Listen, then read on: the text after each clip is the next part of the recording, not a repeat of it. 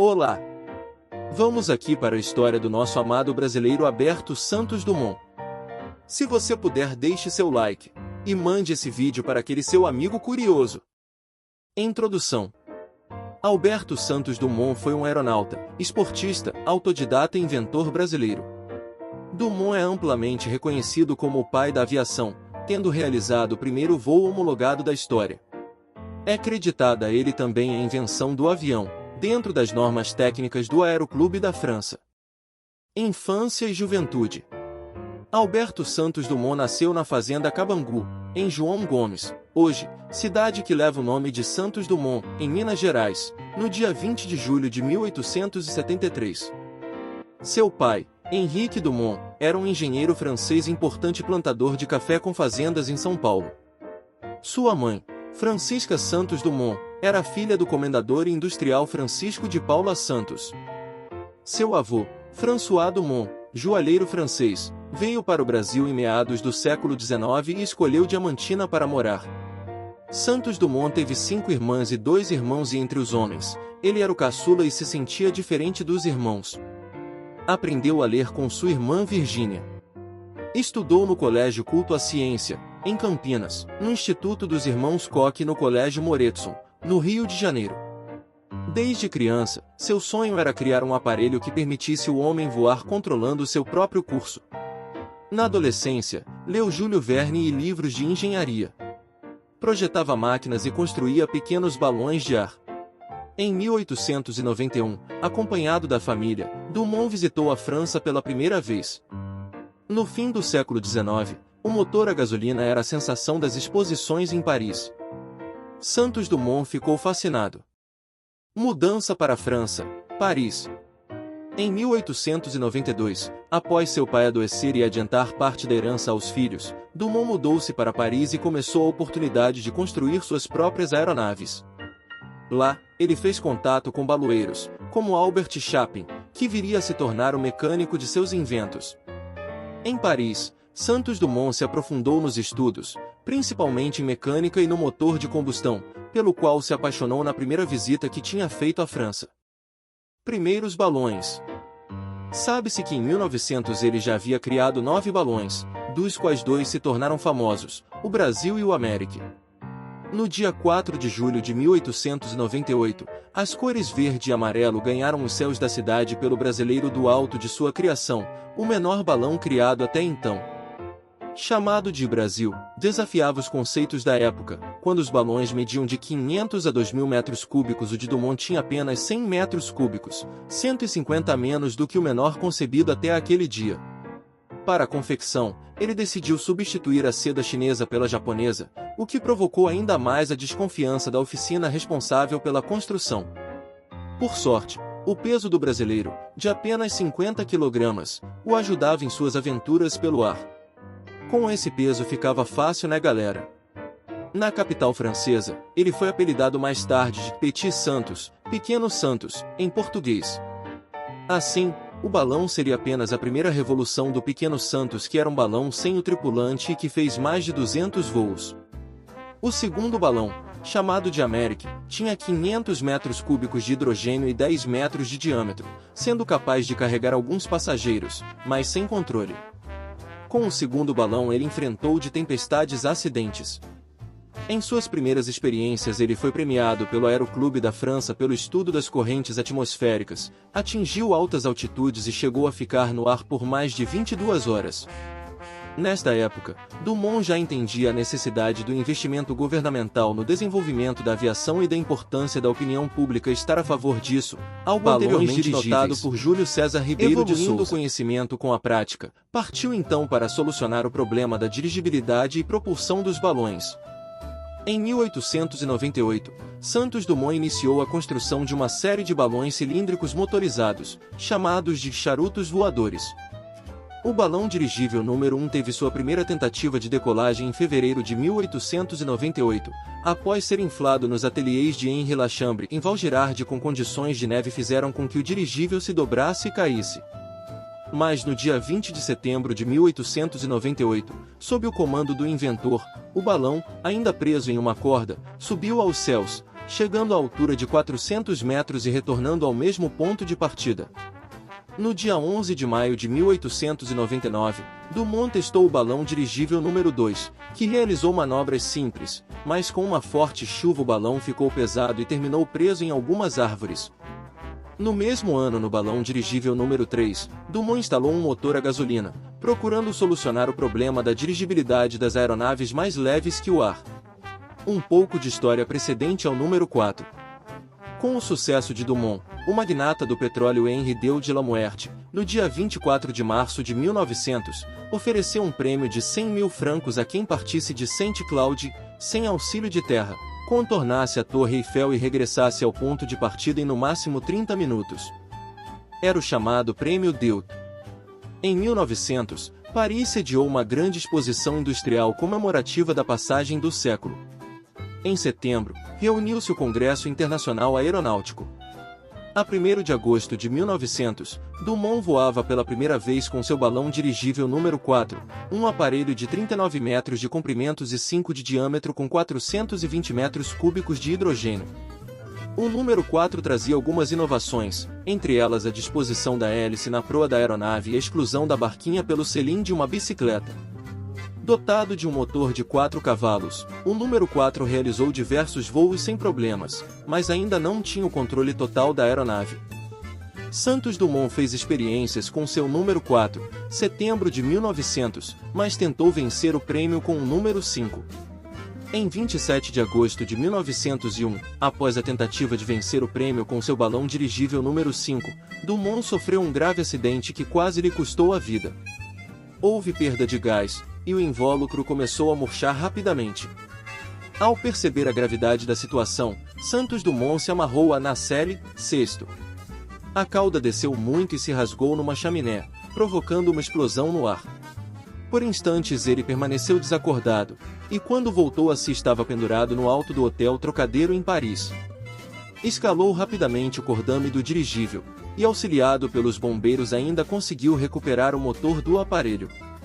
Enfim, em 19 de outubro de 1901, com seu 6 balão dirigível, Dumont convocou os jurados do Aeroclube da França, mas devido ao mau tempo, apenas 25 compareceram, entre eles, o próprio instituidor do prêmio, Deu de Lamuerte.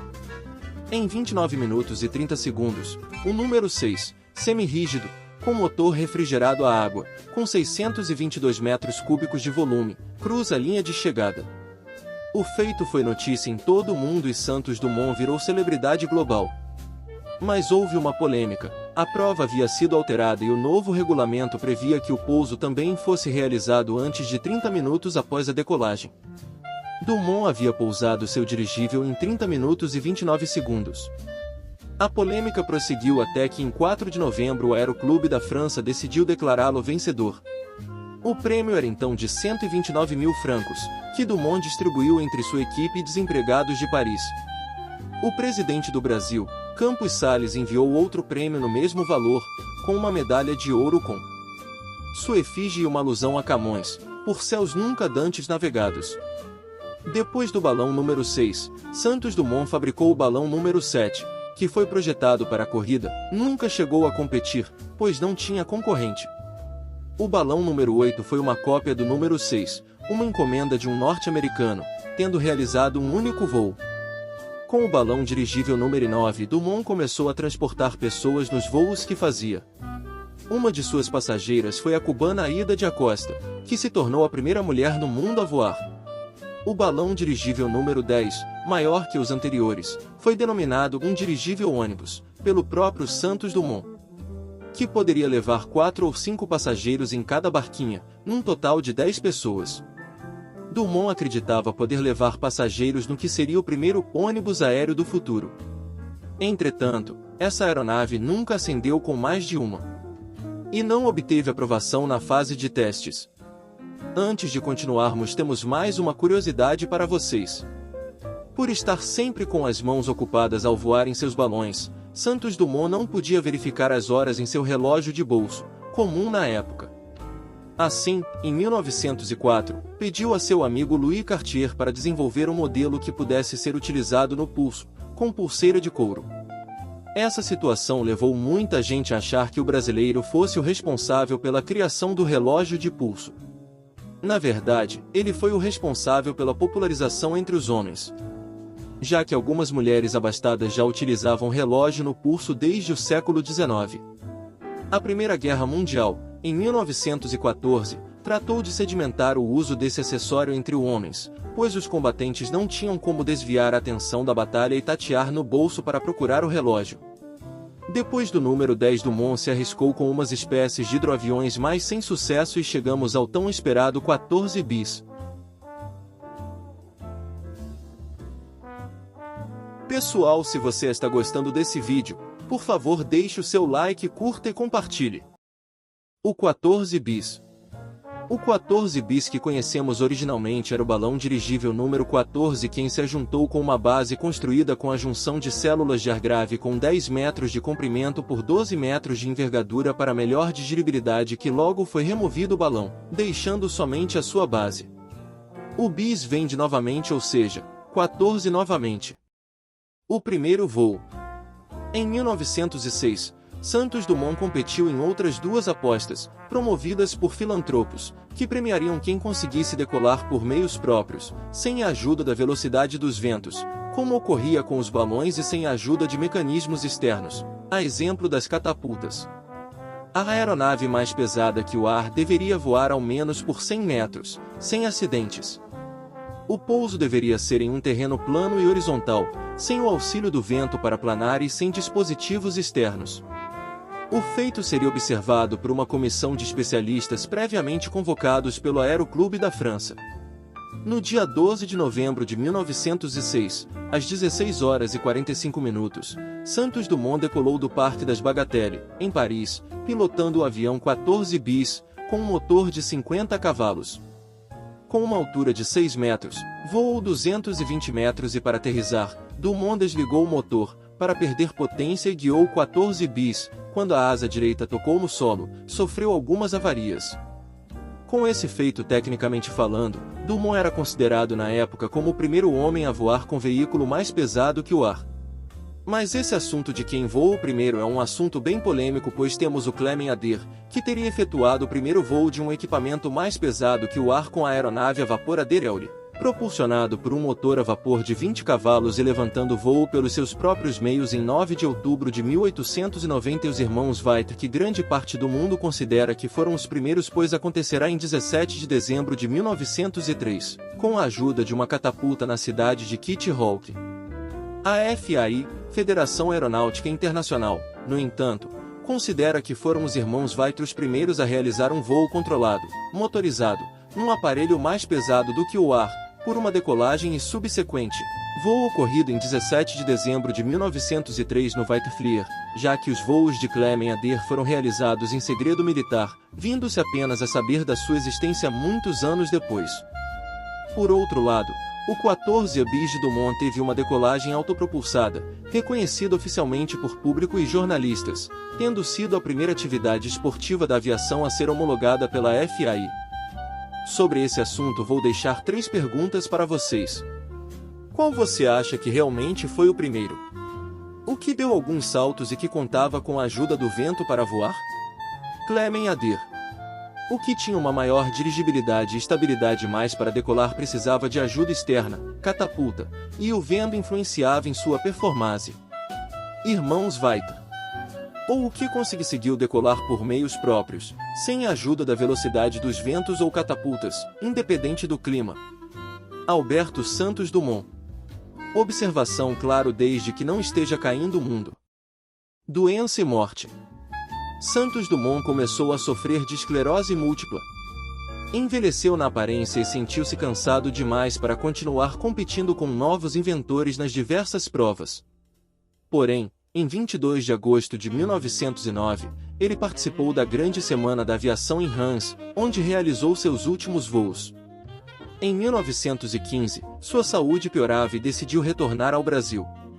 Com a esclerose veio uma depressão que ia acompanhá-lo nos seus últimos dias. Encontrou refúgio em Petrópolis, onde projetou e construiu, em um terreno dado pelo governo, o seu chalé à Encantada, uma casa com diversas criações próprias, como uma mesa de refeições de grande altura, um chuveiro de água quente, até então inédito no Brasil. O chuveiro era aquecido a álcool e funcionava com um balde perfurado e dividido ao meio, com entrada para água quente fria e duas correntes de temperatura. E uma escada diferente, onde só se pode pisar primeiro com o pé direito e que cada degrau não ocupa toda extensão, evitando assim que o calcanhar seja machucado. Permaneceu lá até 1922, quando visitou a França. Chamado por amigos, não estabeleceu mais um local fixo. Permaneceu algum tempo em Paris, São Paulo, Rio de Janeiro, Petrópolis e na fazenda Cabangu, em sua cidade natal. No Brasil, sua tristeza aumentou quando o aeroplano foi usado para fins militares durante a Revolução de 1932, quando o exército massacrou os separatistas paulistas, com bombardeios. Com esclerose múltipla e depressão, Santos Dumont se suicidou em um hotel no Guarujá, enforcando-se com uma gravata. Para não manchar a imagem de Dumont, o governo divulgou que ele teria sofrido um infarto. Alberto Santos Dumont faleceu no Guarujá, São Paulo, no dia 23 de julho de 1932.